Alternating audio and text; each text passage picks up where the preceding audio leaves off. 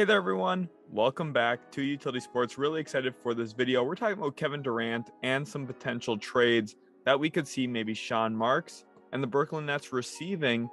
On the topic of Kevin Durant, of course, he has not been traded up to this point. Over the summer, requested a trade, has rescinded that trade request, but the Nets are off to somewhat of a shaky start. Their most recent game, by the time I'm recording this, was a narrow loss to the Dallas Mavericks, in which Kevin Durant went to the free throw line for 3 attempts, down by 3, and he missed the second one, and the Nets ended up losing that game by 2. So ultimately, the Nets right now, they're just not at a great spot. Obviously, the Kyrie Irving drama doesn't help anybody either. Ben Simmons obviously is out of basketball shape, needs to continue to work on his body, get back healthy, and ready to really perform. He just has been a triple single machine, which is not something you want to be. I believe he has one game in double digits this year in terms of any statistic, and it was 10 rebounds. So he just hasn't been his normal self, someone who we've seen in the past average 16, 8, and 8. This year, he's closer to 7, 8, and 7. So just not great numbers for him. And I think right now, Ben Simmons is struggling. The Nets are struggling. And maybe Kevin Durant is their exit ticket from this saga of drama and a lot of things going wrong for Sean Marks and the Brooklyn Nets. If you guys do enjoy this video, make sure to leave a like and also subscribe to the channel for more. And let's talk about exactly what we're doing in this video. We're going to look at one trade offer for Kevin Durant from all 29 opposing teams. Now, of course, not all 29 teams are going to make a legitimate offer because some teams are rebuilding, tanking, don't have the assets, whatever it may be, right? So view percentage likelihood as an indicator. I basically skipped all the garbage here and went straight to the best offer pretty much every single team could send that I think is realistic still. Of course, that's going to look very different from all 29 teams, so that's why I think this video is going to be really fun to watch, hopefully for you, and it's going to be a lot of fun to record for me looking at what trade packages teams have, and it's also good just looking at this, not even from Kevin Durant perspective, but hey, trade deadline comes up in February. What do some of these teams have to offer? It gives you a really good precedent of maybe what is going to be available at the trade deadline this year. Some teams aren't likely to make a big splash for Kevin Durant, but some of those teams actually have the best offers. So you're going to see some of the trades today. I'm going to say that there's no likelihood of it. And maybe they have 6 or 7 first-round picks that they could trade. It doesn't mean that they're going to ultimately make that deal, right? And then some of the trades, Nets would receive a player that would be moved later or in a 3-team deal. In this, I don't have any 3-team trades. I stuck everything to 2 teams, but you can use your imagination a little bit. For example, we'll talk about a trade in a little bit, that the Nets would receive some players that they would actually move in a different deal. And it would make sense to you guys in terms of how they would get more draft compensation that way to kind of make up for the lack of draft compensation they already have from the James Harden deal with the Houston Rockets. So now let's get into it with some of the bottom tier offers and the tankers. We're going to get some of those teams out of the way early here and then really focus on some of the legitimate offers a little bit later on in the video. And one of those teams here, the Indiana Pacers, I think this is a great example of a team that, hey, they're going to give you some stuff that the Nets wouldn't probably keep if they're trading Kevin Durant. For example, here, the Nets get Miles Turner, Buddy Hield, Goga Bitadze to make money work. Also get a bunch of first-round picks. You see 5 of them. There's a 0% likelihood here because, first of all, the Indiana Pacers are not in a position to try and trade for a 34-year-old Kevin Durant. They're not trying to win right now. So there's just no way that this trade would go down. But you do look at the Pacers here as one of the important teams for the trade deadline. Like I was talking about, they've got 2 really good players to trade. Miles Turner, who's a perfect stretch big, as you can see him labeled there, and somebody who I think could help a lot of different teams, especially with his rim protection element. Think like Brook Lopez, a little bit more athletic Brook Lopez maybe is what I see in Miles Turner. And then Buddy Hield, of course, one of the best shooters that's going to be available this trade deadline, one of the best shooters in the league, period. If the Nets were to have executed something like this, you see them getting a ton of first-round picks, which is already a great starting point for them. In fact, this offer is extremely rich and probably a better offer than they'd ultimately end up taking, just because this is kind of what the best thing the Pacers could offer here is. They have 3 first-round picks this year in that deal. They have a lot of picks to utilize, right? This wouldn't even hurt Indiana that much long-term, to be honest with you. But I just don't see them making it just based on the age and kind of the difference between where Durant is at with where Halliburton and Mathurin are at in their careers. But the Nets here would probably end up flipping Turner for some picks, Buddy Hield for a pick or 2. And then they feel really good about netting essentially 6 or 7 first rounders for Kevin Durant in a trade. That would be a really good starting point for them in really kind of rebuilding this team and kind of hitting the reset button. But again, I don't see this trade happening. The next one now is the Detroit Pistons. This one is way less rich. You can tell that they just don't have as many trade assets as the Indiana Pacers. The Pacers have already offloaded guys like Malcolm Brogdon. They made the big move with Domantas Sabonis to bring in Halliburton. They've still got Turner to trade. This is a team that doesn't have some of those pieces to move, right? The Nets right now would probably look other ways for a trade. I think the Pistons would actually be a really good landing spot for Durant. I think he'd fit in perfectly with that roster and kind of solve some of their issues that they have right now. Of course, the Pistons still need to get better defensively. Durant doesn't fix all of that, but you see right now what they'd be giving up is basically a slew of players that just make the money work. Nets wouldn't really have any interest in most of those guys. Maybe like a reclamation project on Killian Hayes, but you guys know I don't love that. 3 first-round picks from the Pistons isn't bad either, but ultimately this just isn't a strong enough offer, and I don't think the Pistons are in a spot to even make a move like this anyway. The next one here, the Orlando Magic, another team that they're just not in the spot to make a move here. They'd be offering 2 first-round picks this year, their own, and 1 from Chicago. That's a risky game to play, especially this year with Victor Wembanyama in the draft, Scoot Henderson. I think Orlando's more focused on the draft. Again, a lot of these offers from some of these tanking teams just aren't going to be that great or that likely, which again warrants that 0% likelihood. But Gary Harris, Markelle Fultz, Jonathan Isaac, you're looking at a team here in Orlando that still can make more moves. They also have Terrence Ross they could trade this year. Maybe also a move with Mo Bamba, who just hasn't really played as much as I thought he would this year and just isn't looking that much improved from where he was even a few years ago. So I think Orlando's got some pieces to move this year, some players that can help other teams, but I ultimately don't think any of them end up in Brooklyn. Next one, the Houston Rockets. Again, another example of a team that has a ton of draft picks. They could make a big move if they wanted to, but it just isn't the time for them. Kevin Durant is a long ways removed in terms of age from guys like Jalen Green, Jabari Smith, Tari Eason, Alperen Şengün. The Rockets right now aren't in a position to make this trade. Obviously, if you could swing this 4 first-round picks and some players who aren't really pivotal for you to get Kevin Durant, your team would be way better. But at the end of the day, I just don't think this is a move that is likely warranted. Brooklyn here would be getting some of their first back, which would be nice for them. But at the end of the day, I just don't really see this playing out in a way that would work for either side.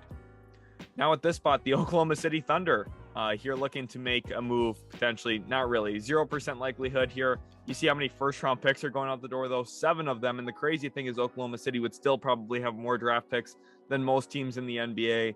That's with how many picks they have. They could really be in the conversation to acquire any player. You see a lot of bad cap filler in here though. David Nwaba, Darius Bazley, Lou Dort's really the only valuable player going out the door. I just don't think Brooklyn would take an offer like this. But there's a lot of picks here. That's really what you'd be looking at from Brooklyn's perspective. OKC, I think they'd actually be really competitive with Kevin Durant, especially once they were to get Chet Holmgren back healthy next year. And in this trade, I don't even have them giving up their own first-round pick. So if they stayed bad somehow this year, they would still have their pick and a potential chance to get Victor Wembanyama. But ultimately, I just don't really see this getting done again. One of those tanking teams, they're not going to make a move for KD. The San Antonio Spurs, another team here, they're not going to make a move. They do have a ton of draft picks from some of their trades. Specifically, the DeJounte Murray trade opened up a lot of things for them. And I wouldn't be surprised this year to see some of these veterans go in trades like Doug McDermott, who's shooting the ball really well this year. Josh Richardson's had some really nice games for them as well. Zach Collins, he's only 24 years old still, so maybe there's some potential for another team to come in and swoop him if they want to. Romeo Langford's a net negative in this trade. Is just to make the money work. Ultimately here, the Spurs aren't going to get Kevin Durant, but I think they're an interesting team to watch at the deadline. Jakob Poeltl, I think, is going to be one of the more valuable players available at the trade deadline as well. So I think San Antonio, there's going to be some business that we see them make toward the trade deadline. There's going to be a lot of deals getting done. We saw that last year. They traded Derek White. They were pretty active last trade deadline as well, moving Thaddeus Young to Toronto. But I think this year they're going to be just as active, if not even more active, honestly. The next one here, the Cleveland Cavaliers. 0% likelihood, and part of the reason why is to get anything done, they'd have to include Donovan Mitchell from a money perspective, or Jarrett Allen. There's just no reason for this Cavs team, who's playing awesome, by the way, to actually make a move like this, which I know sounds kind of heinous, saying there's no reason to trade for Kevin Durant. This team's young. All of their best players are 27 years old or younger. There's just not really a reason to kind of rush or panic anything here. Just hold on to your assets and continue to grow your team together. They've been playing so awesome. I think Brooklyn would love this package, to be honest. If Brooklyn could walk away with this, they'd be saying, hey, we ended up with Donovan Mitchell. We're pretty solid about that. Remember, there was a lot of talks about a 3-team trade back with, potentially the Jazz getting DeAndre Ayton, Mitchell going to the Brooklyn Nets, and the Suns getting Kevin Durant. Obviously, that did not play out that way. And again, I just don't think there's anything here for the Nets to land Mitchell. The Heat. Now, this one's going to surprise some people. I have a 0% likelihood that the Miami Heat land Kevin Durant. And quite frankly, there's a few reasons why. First of all, there's just not really any plausible way that the Heat and Nets can get a deal done based on the designated rookie max extension. Bam Adebayo cannot be traded to Brooklyn while Ben Simmons is still on the roster. Nor would I think Miami would want to give him up if they're bringing in Kevin Durant. I don't think they'd want to trade Tyler Hero. They only have 3 first-round picks at their disposal. Kyle Lowry, Duncan Robinson, both of them have like negative value right now. So there's just not a lot of value here going out the door for Miami. And I just think that Brooklyn's going to have a slew of offers that are way better than this one. So I ultimately don't think that Miami has a shot at getting Kevin Durant. For anything to happen, KD would have to be like super adamant about, I'm not going to play for any other franchise other than the Miami Heat. And he would have to sit out from the Brooklyn Nets games, which I just can't see him doing. I think he likes basketball too much, which is a really good quality and one that should be commended. I just can't see him forcing his way to one team in a way that he has to either like basically retire like we saw Carson Palmer do for the Cincinnati Bengals a long time ago or anything like that. We're just not going to see something like that with Kevin Durant. So I just don't think there's a chance he ends up in Miami after all. The next one here now, the Minnesota Timberwolves, again, 0 chance here. To make the money work, they'd have to give up D'Angelo Russell, who's just not played as well this year as I thought he would have up to this point. Now, I still think there's a lot of time here for Minnesota to recover. There's a big scheme change. It's going to take a little bit of time. It's been, the season's 2 weeks old. So let's not worry about the Timberwolves that bad. The most valuable asset here would be Jaden McDaniels. It's just not enough to get a deal done, though. The Brooklyn Nets are not going to trade Kevin Durant to the Minnesota Timberwolves, especially with no draft picks coming back in the door. Next now, the Sacramento Kings. Again, very similar situation. The only first-round pick that they could trade right now is either a 2028 or 2029 first, and that's because of the Kevin Huerter trade with Atlanta. I tried telling everyone how bad that trade was. They can't trade their first this year because of the Stepien rule. Their 2024 first is already out the door, but since that's protected and backed up into 2025 and 2026, you can't trade any pick, including the 2027 first, until that pick conveys. So they basically have no leverage here. They have no flexibility. So you'd have to send only players. And I'm sorry, Harrison Barnes, Rashawn Holmes, Kevin Huerter, and the 2028 first is just not nearly enough value to get Kevin Durant to Sacramento. Now we get into some different offers here, and these are the lower merit offers. Again, not super great offers, but much better than the ones we just went through, and much more likely than the ones we saw from some of those tanking teams this year. So let's get into one of them. The Charlotte Hornets. You would give up a slew of young players. Kelly Oubre, who's only 26. Rozier's 28, so he's not super young, but he's 6 years younger than Durant. PJ Washington, Kai Jones, who's only 21 years old. JT Thor, a former second-round pick. And 4 first-round picks to land Kevin Durant. For Brooklyn, you're getting a collection of players who could either be rerouted. I think Terry Rozier, Kelly Oubre would both be perfect examples of that.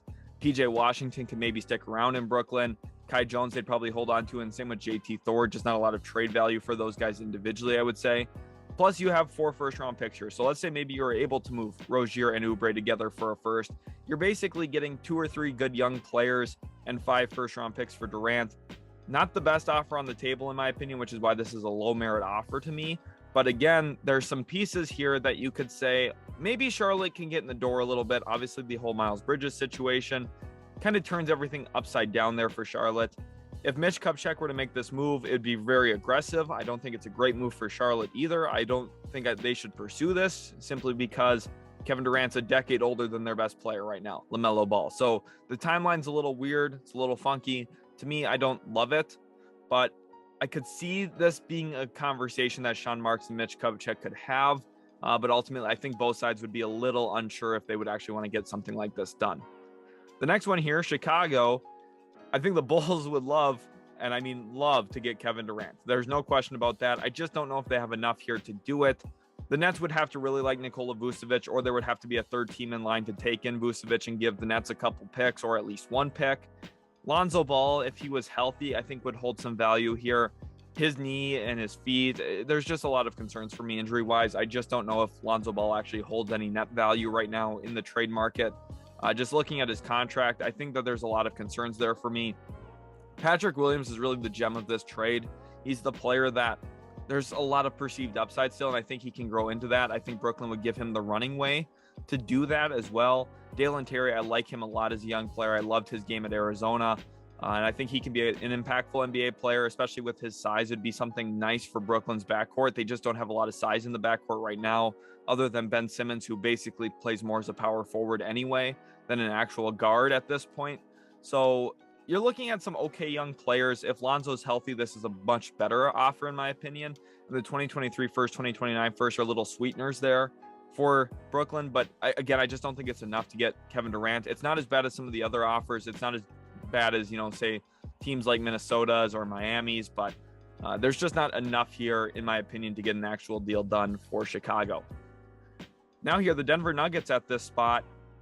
This is one of those fun teams that I think if a trade got done here could really shape the complexion of the NBA. You see right now fans both projecting that the Nuggets would win 8 more games than they're currently slated to by getting Kevin Durant. I don't know if it's that much of an actual impact, but I think come playoff time it would be. Kevin Durant would solve a lot of their issues in the half court offensively. And they would have to be, a different style of offense, but they'd be less reliant on Nikola Jokic in a way that I think is beneficial for their team. Jokic is obviously such a good offensive player. But I think that a little bit of dynamism on the wing, someone who can actually create his own shot at the forward spot, something Michael Porter Jr. just doesn't do as much. He's not nearly as good of a ball handler as Kevin Durant. I think this could really open up things for Denver. And from Brooklyn's perspective, MPJ, Zeke Naji, Christian Brown, you're getting 3 good young players. Obviously, MPJ is kind of the headliner there. Now, that contract doesn't look as good as maybe MPJ's game does. It's probably a negative contract, honestly, which is why ultimately I don't think that this deal gets done. The Nuggets also don't have a first-round pick that they can trade until 2029. So there's a lot of issues here. And quite frankly, the Nuggets would have to really work some magic to get a deal like this done. But I ultimately don't think that they are going to have the capability of doing so. Now we look at a trade with my Dallas Mavericks. And again, I think this is a low merit offer and just not enough to get a deal done here. 1% likelihood. I think that you look at Tim Hardaway Jr., they could reflip him with a third team, maybe get a few seconds or maybe a first even from a playoff level team, say someone like the Phoenix Suns. If, Jay Crowder were to get moved, I think that would be a possibility. If the Suns wanted to add another guy into their rotation, Hardaway Jr. would be a perfect fit for them.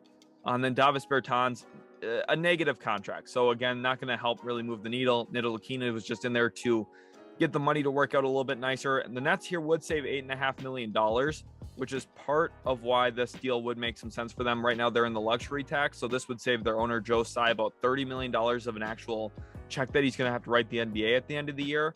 And they would get 3 future first-round picks for a 34-year-old, but just probably not enough value here, not enough good young players in this deal. The draft pick compensation is kind of where you would expect, but you need something better than Tim Hardaway Jr. back in a deal for Kevin Durant, and the Mavericks just don't really have that to offer right now, honestly. The next one here, and this is a fun one for me, probably the one I'm most excited to talk about in this video, actually. The Utah Jazz, 1% likelihood. Who would have thought coming in, had this been recorded at the start of the year, I would have said 0% likelihood. In fact, I would have maybe given it a negative % likelihood. In the offseason, I talked about a potential move that, hey, maybe the Utah Jazz, after making all their trades with Rudy Gobert, Donovan Mitchell, that they have so many draft picks, they could just go out and get Kevin Durant right now, keep some of their role players, and they would be a really good team. Of course, I was kind of saying a lot of that in jest because, Kevin Durant would make them really good, but you just wouldn't guess that from a team that's tanking.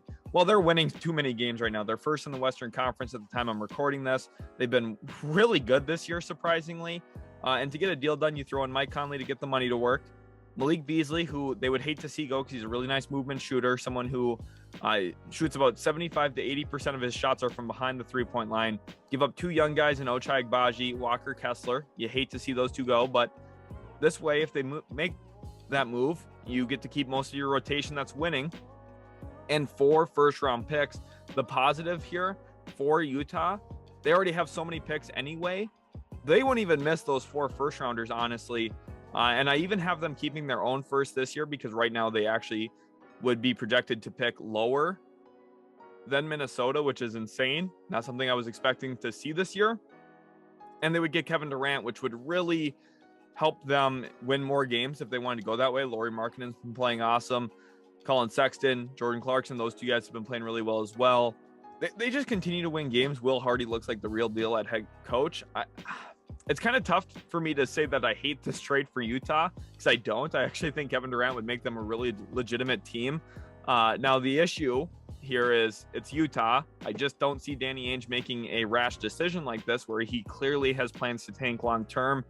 And the Nets, you're getting 4 firsts, somewhat valuable return here. Agbaji, Kessler, kind of like that if you're Brooklyn. I just don't know if there's enough here going back to the Nets. They'd maybe have to include more first-round picks, but then once you get to that point, then I really don't see Utah doing it. This is kind of like that sweet spot of maybe it's too much to give up for Utah, not enough for Brooklyn to get back, and they're just kind of at a weird spot with where both of these franchises currently are. Then we get into the meh offers, which is, you know, offers that are better than low merit, but they're like probably not good enough to get a deal done. So it's one of those fun little spots to be in, because you get to talk about, oh man, we're so close to getting Kevin Durant if we had a little bit more. But then the issue is, hey, you don't have a little bit more to give. This is kind of the best thing you can offer. And if you don't have it enough to get a deal done, you're just not going to get a deal done. One of them is the Clippers. I give this about a 4% likelihood. I think if talks were to go on between Lawrence Frank, Sean Marks about a deal, I think there would be some merit to that. We've seen this team, these two teams make a trade before. It was a 3-team deal that included the Pistons on draft night. It was the Landry Shamet, Luke Kennard, and pick number 20 that became Sadiq Bey trade. Pretty good deal for all sides, honestly, when you look at kind of how all that stuff played out. And the Clippers here would get Kevin Durant, and they would get a swap in 2029, which would be the lower pick. I know it says more favorable there. That means that's more favorable protected for Brooklyn. So they would get to pick the swap, essentially. And the Nets would get Marcus Morris, Norm Powell, Luke Kennard, a 2028 first, and then that swap right in 2029. Again, the offer doesn't look as great here, but think about it from this perspective. You trade Luke Kennard for a first, you trade Norm Powell for a first, you trade Marcus Morris for a first, and you're looking at about 5 first-round picks in this deal. Now, you're going to have to be a little creative in the way you get a first-round pick for Marcus Morris. I think Powell and Kennard both are worth first-round picks, probably low-end ones in the future that you could get. And it would help the Nets kind of rebuild up their actual trade value, trade composition of what they have for draft picks. But it's probably not enough here. Again, this is like the best thing the Clippers can offer. If this was a year from now, the Clippers could legitimately offer 2028 and 2030 first with that 2029 pick swap, which would give them a much better offer to look at. Durant would also be 35. So if a deal doesn't get done this year at all for Durant, I think the Clippers this offseason could be a fun team to actually talk about and see them make a move like that after the draft. But at the end of the day, I don't think Durant will end up being a Los Angeles Clipper, unfortunately for the Clippers, because it would make their wing position look insane with Kawhi, Paul George, and Kevin Durant. Assuming Kawhi were to play at some point, which I'm really hoping he does, I am a little concerned about that knee injury. Now one here with the Atlanta Hawks, and another 4% likelihood. And the Hawks actually have a much better offer to present than I was expecting when I started recording this video, or prepping for this video, excuse me. So they'd get Kevin Durant and Seth Curry for money purposes. Curry's expiring contract. I don't know if the Brooklyn Nets have long-term plans to keep him or not. And here the Nets would get Bogdan Bogdanovic, another example of a player they would like to move in a 3-team deal, or later on they would trade him again. John Collins, who is still relatively young, a very productive player, someone who I think's a better player than most people realize. And they'd also get Onyeka Okongwu, who's one of the more exciting young bigs in the league right now. He's a very switchable center. He's an immediate improvement over Nick Claxton. He would become the Nets' long-term starting center. And they would get 3 first-round picks. One of them this year from the Atlanta Hawks, one next year from Sacramento. Of course, that one has a bunch of backup protections that the Nets would get to hold on to. And then a 2029 first. Probably not a good enough offer to get the deal done. That's why it's a low percentage of likelihood. And just one that I think is in the meh offers. Not great. But for Brooklyn here, there's at least some stuff to work with. If you reroute Bogdanovic, you reroute John Collins maybe a year from now, you could end up looking at maybe getting 5 or 6 first-round picks in a deal here for Durant and getting to keep a young center like Onyeka Okongwu. It's not terrible. It's just not good enough, in my opinion. The next one now, the Washington Wizards. This one's a lot of fun to me as well. Another 4% likelihood in my estimation. But this one would bring Kevin Durant back home. Of course, he's a DC, Maryland boy. So Washington, back when he went and signed with the Golden State Warriors, the Wizards did get a free agent visit from Kevin Durant. And I believe he was in their top 4 for consideration. So the Wizards could be a possible landing spot, and they would build around Beal, Porzingis, Durant. Now, again, you look at a pick swap here in 2028. To send out players, they'd have to give up 3 young guys: Johnny Davis, who's only 20, Denny Avdia, who's 21, Rui Hachimura, who's 24. Kyle Kuzma is already 27, so you're not looking at a young piece. You're looking at a player who maybe you would flip in a 3-team deal, or just keep if you wanted to if you're Brooklyn. He's not a terrible player. And then Will Barton just to make the money work. And then you're looking at some of the other draft assets here. 4 first-round picks. This is a pretty strong offer from Washington.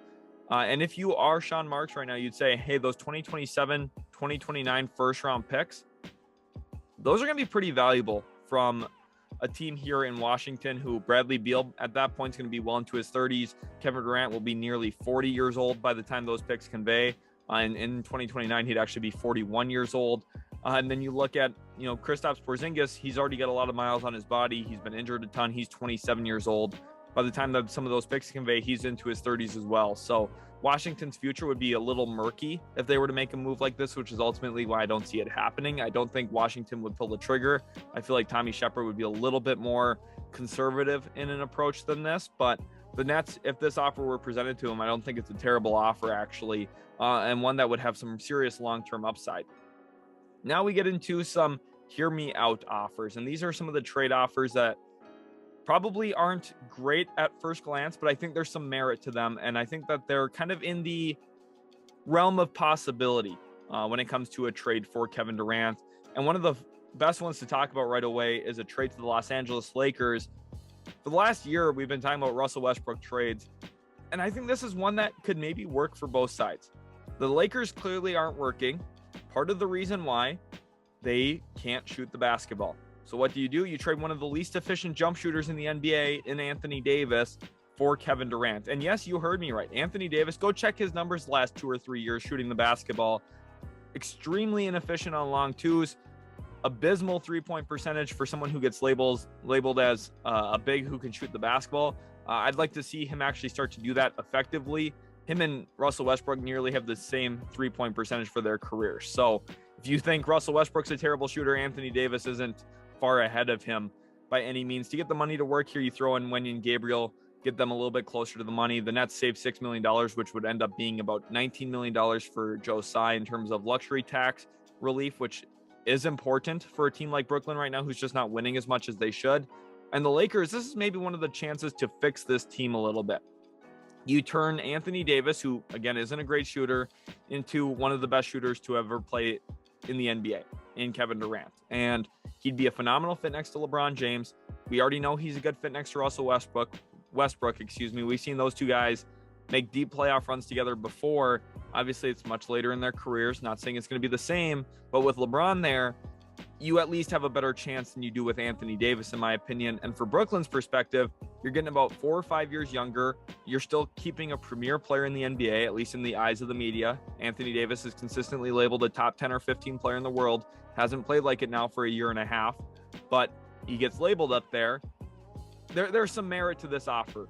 Again, this is one of those hear me out ones. I don't think that this is like an immediate yes, but I also don't think it's an immediate no. And I think these two teams should have some considerations about this. If I'm the Lakers, I'd be a little hesitant because you're already 2-8 at the time I'm recording this. Trading for Kevin Durant isn't going to instantly solve all of your issues. I think there's still a lot of flaws on this team. But for a team that needs to get better offensively, to get one of the best offensive players of all time in Kevin Durant probably would help solve some of those issues, right? The next one now, Milwaukee Bucks. And I think this is a fun, sneaky offer. And one that I don't think a lot of people would really consider. And no, I could not find a Kevin Durant jersey swap into Milwaukee color, so I'm using an old Supersonics jersey of his. But Kevin Durant to Milwaukee, I think it would really make them nearly unbeatable in a playoff series if you have Durant and Giannis, two of the most unguardable players in completely different fashions. I mean, it's going to be tough for any team to beat them. You give up George Hill. Chris Middleton, I think, is the perfect example of a player that the Nets would move in a 3-team deal or later on down the road. A bunch of teams would be interested in Chris Middleton. He's a really, really good player. And the Bucks here as well give up a 2029 first, protection in 2028, and then they would also at this point throw in like 6 or 7 second round picks.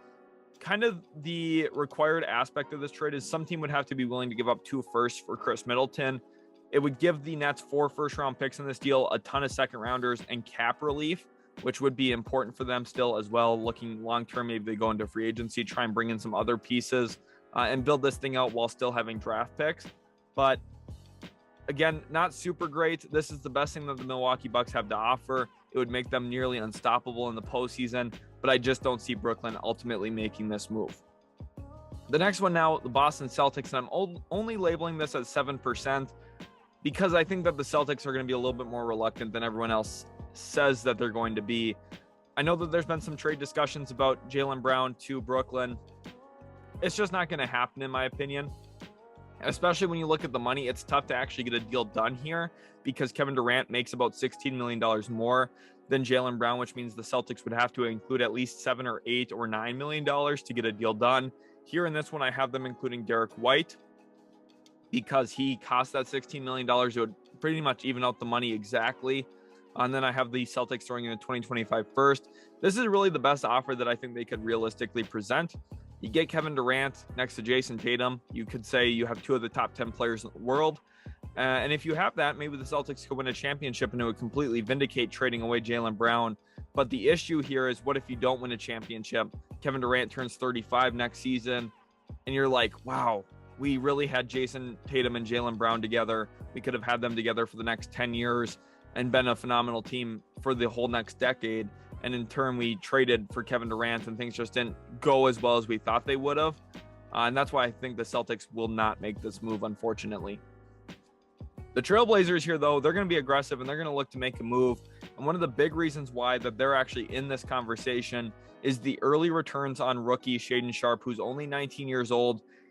He can jump out of the gym, but he's looked awesome for Portland in a lot of different ways. I think there's a lot of value around the league right now for a guy like Shaedon Sharpe in terms of, hey, he's a really good young player who's already shown a lot of promise. If we could get him in our building right now, give him the keys, he could probably show out, put up some good numbers, and I think there'd be a lot of momentum there for him into becoming a star player. You'd also get Jeremy Grant, Josh Hart in a trade that you would probably later move both of those guys. Josh Hart, you could probably get a low-end first for, even if it's a future one. Jeremy Grant, we've already seen what his value looks like, a future low-end first. So basically here, if you trade Grant, you trade Hart, you could get 4 first-round picks if you include the 2024 and 2026 first that they'd be getting, and you get the young build-around player in Shaedon Sharpe. Now, do I think this is enough?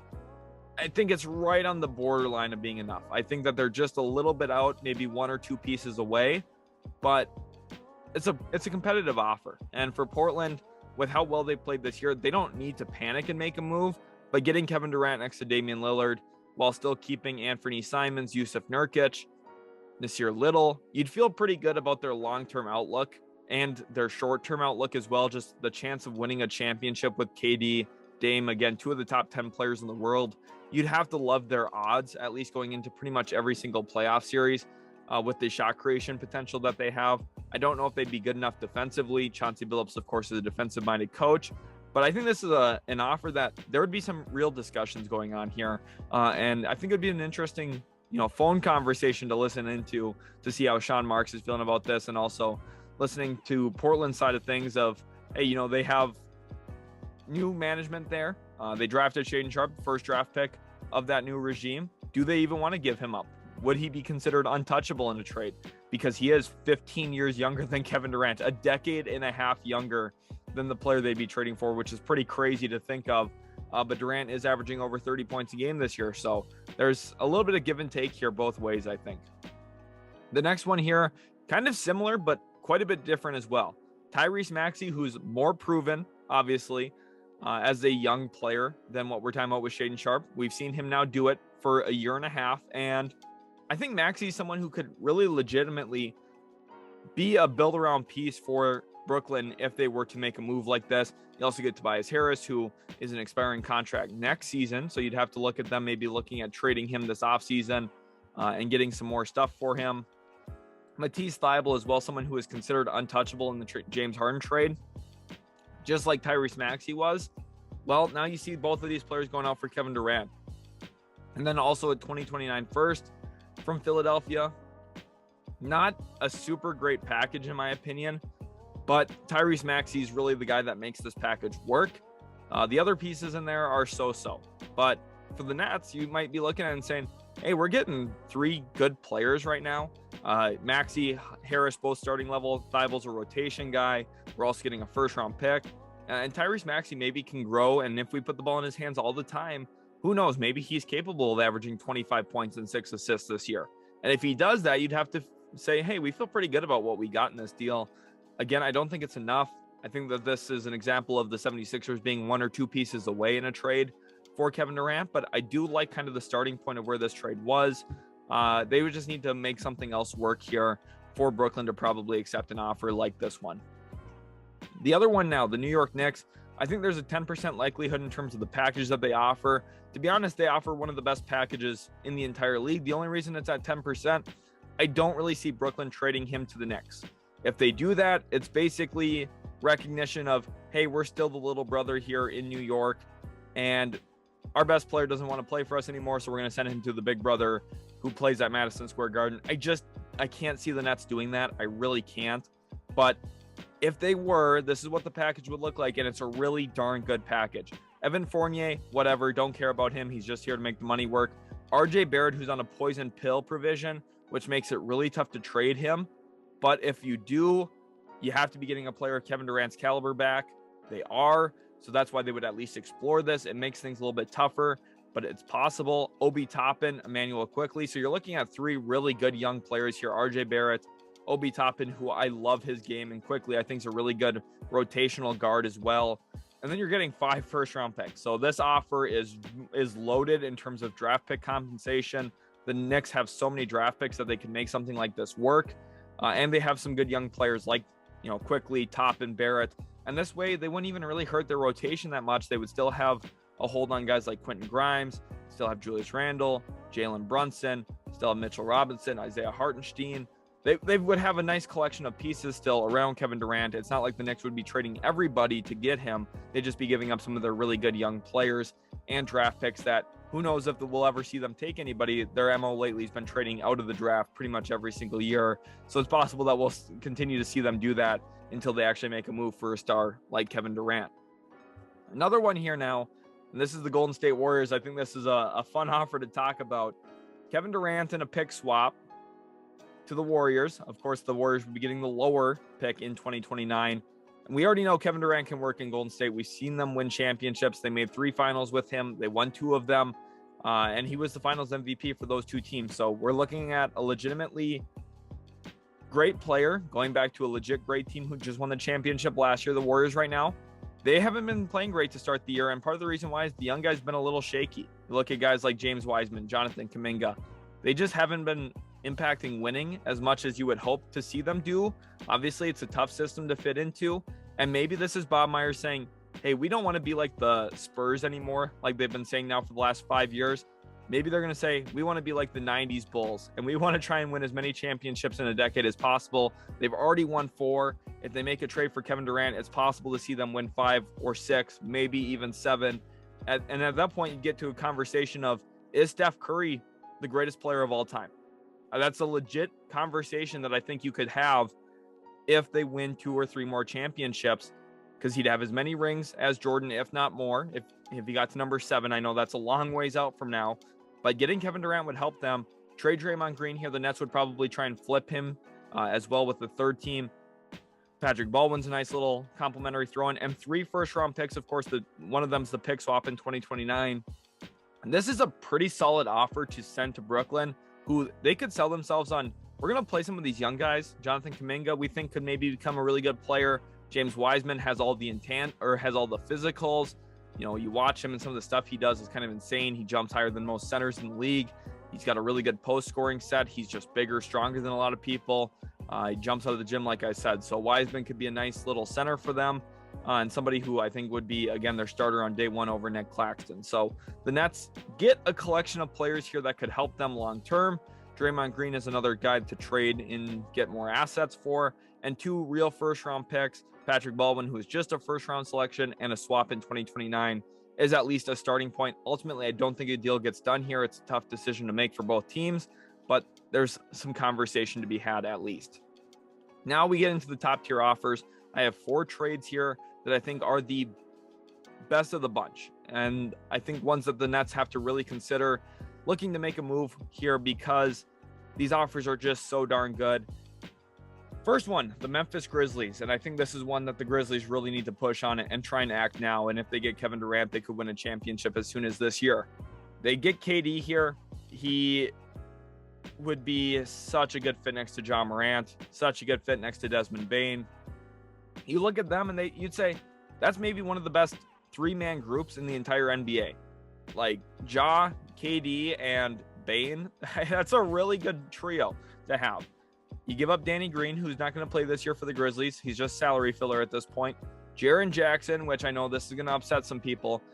Jaren Jackson's not a player you can win a championship with on your roster if you're asking him to be your second or third best player. He's just not that. He is way too dependent on playing in contact defensively, which is what leads to a ton of foul calls on him. Go back to last year's series against Minnesota. He was consistently in foul trouble because Karl Anthony Towns was taking him to school, and that's Karl Anthony Towns in the playoffs who was getting him in foul trouble. We know Cat doesn't play well in the postseason, and Jaren Jackson Jr. was getting babied by him for most of that series, which is not a good sign.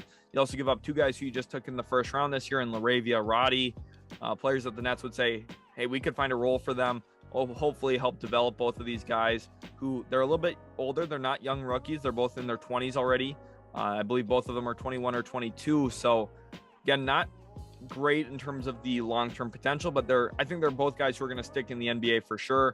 And 4 first-round picks. The Nets, Jaren, 2 guys who are young, cap filler, 4 first-round picks. Pretty good offer here for them to consider.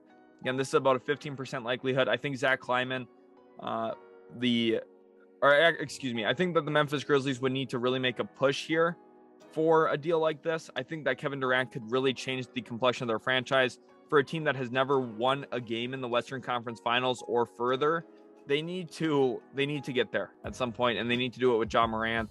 And John Morant's good enough right now to win a championship. Desmond Bane, I think, is good enough to be a number 3 player right now in a championship team. They just need a guy who's a number 1 or number 2. And I think Kevin Durant would be that perfect, player to put in. He fits next to their roster. You don't even get smaller trading Jaren for Durant. They're about the same height. Obviously, they play way different, but you still have Steven Adams, who you can play a traditional big next to John Morant and Kevin Durant just because of how good Durant and Bane are on the perimeter as scorers. We've seen John Morant take steps forward there as well. The Grizzlies would probably become the favorite to win the title this year if they landed Kevin Durant, but they're not the only team that would be. The Phoenix Suns would be as well. They've been playing really good basketball this year, and they were the team that had the most steam this offseason in acquiring Kevin Durant. Of course, the whole DeAndre Ayton debacle kind of threw a wrench into things. But for the Nets here, you're getting Jay Crowder, who isn't even with the team right now. He's just in there for money purposes. You probably reroute him for a second-round pick somewhere. Mikal Bridges, who's really the best piece in this deal for Brooklyn. And the reason why this has 20% likelihood compared to Memphis's 15% is because I think it's more likely Kevin Durant would want to play in Phoenix. We've already heard the rumors that Phoenix was on his list of preferred destinations next to Chris Paul, Devin Booker. And you look at that top 3 unit, if you have CP, you have D-Book, and you have KD, that's going to be a tough team to stop come playoff time. 4 first-round picks completely unprotected. The Suns might even give up some pick swaps here to get a deal done. And the Nets, you're saying, we get Mikal Bridges. Landry Shamet's a solid player. We've already had him in the building. We know he's okay. Not someone you're going to, write home about in this trade, but he's another valuable NBA player who has a role. And 4 first-round picks, completely unprotected. You're just saying to yourself, look, Chris Paul's well into his 30s. Kevin Durant, by the time, again, this 2027 or 2029, he's going to be 39, 40, 41 years old. Those picks are going to be good.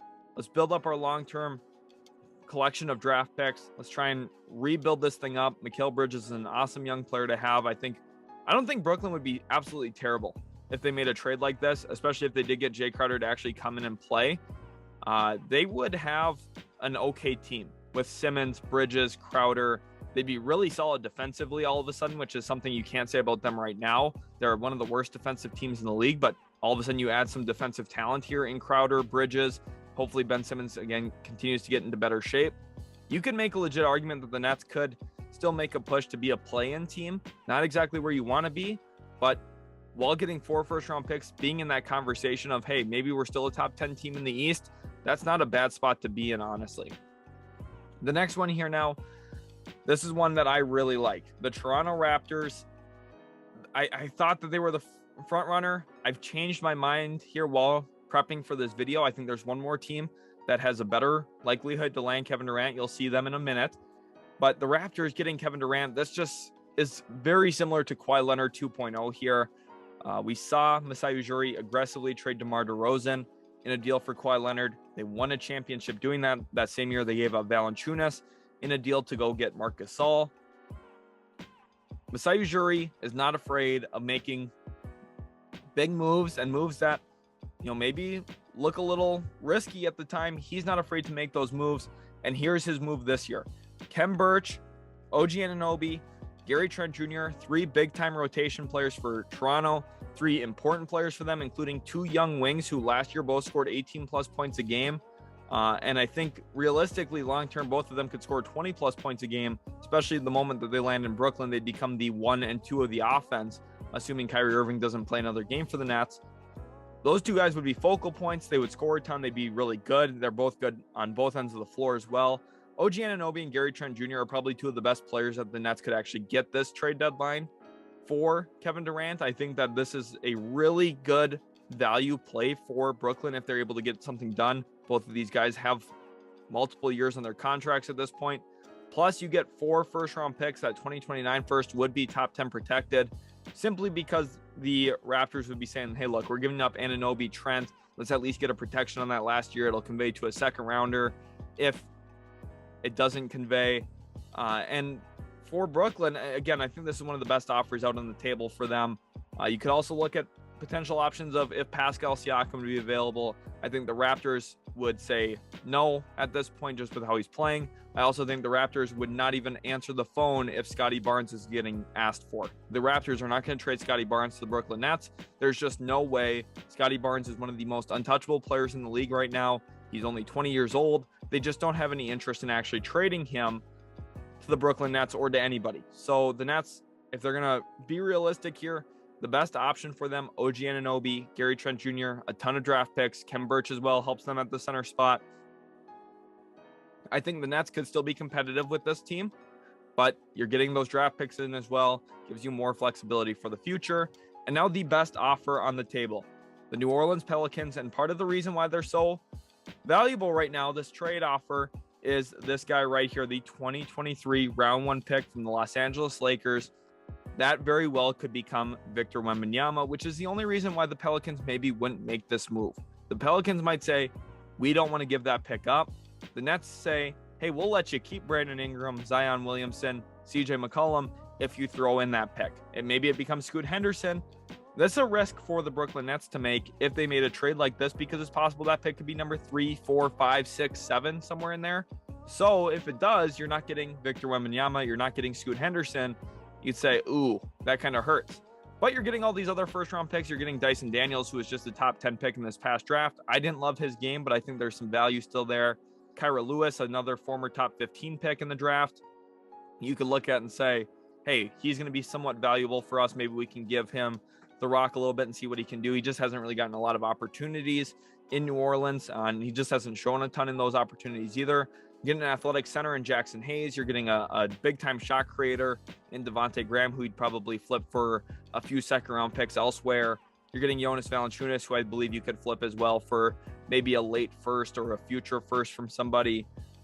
There's just so many assets here. 6 first-round picks, guys who are worth first-round picks, and Graham, Valanciunas, Hayes, Dyson Daniels probably still considered worth a first-round pick. Kyra Lewis is your kind of project guard that you're going to try and develop.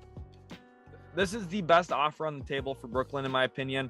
And again, it all hinges on that 2023 first from the Los Angeles Lakers. If the Pelicans got this deal to go through, you would look at a big 4 of McCollum, Ingram, Zion, Kevin Durant. You'd still have Trey Murphy.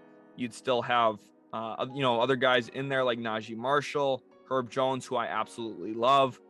You'd be a little concerned about the center spot, obviously, just looking at the fact that, hey, you don't have Valanciunas, don't have Hayes anymore. I don't care. If you get Kevin Durant, your team's so good, you're probably going to be in one of the front runners to win a title, which we just haven't been able to say that about New Orleans in so long. So Kevin Durant could be a franchise-altering move for them, and one that I think I would really strongly consider. And if I was Brooklyn here as well, I would look at this and say, man, it's kind of tough to pass on a package as good as this one, honestly. Hopefully you guys enjoyed today's video. If you did, make sure to leave a like and also subscribe to the channel for more. Thank you so much for watching. Really do appreciate you taking time out of your day to watch this video.